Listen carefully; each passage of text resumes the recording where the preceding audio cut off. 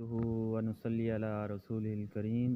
میرے محترم بھائیوں، دوستوں، بزرگوں، یہ جو نفس ہے نا، نفس یہ ضدی بچے کی طرح ہوتا ہے۔ اگر ہم اس کے ساتھ ضد کریں گے تو یہ مزید ضد کرے گا۔ اگر جس طرح ہم بچے ہم سے کوئی چیز مانگتے ہیں، اس کے لیے نقصان دہ ہوتی ہے، اس کی ماں جو ہے نا اس کو بہلا پھسلا کر کوئی اور چیز اس کا متبادل اس کو دے دیتی ہے تو بچہ خاموش ہو جاتا ہے۔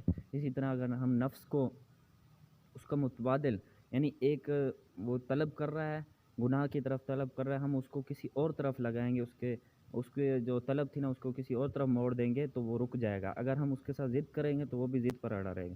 شیطان جو ہے نا اس کا کام کیا ہے کہ وسوسہ ڈالنا، اس کی کوشش ہوتی ہے کوئی نہ کوئی گناہ اس سے کرا دوں۔ اگر ایک پہ بندہ نہیں آتا تو وہ دوسرا وسوسہ ڈالتا ہے، تیسرا وسوسہ ڈالتا ہے۔ بھائی اس کی کوشش ہی یہ ہوتی ہے کہ تھوڑا سا کوئی بھی گناہ اس سے ہو جائے، لیکن نفس جو ہے نا یہ ایک ہی گناہ کی طلب کرتا ہے کہ مجھے یہ گناہ کرنا ہے۔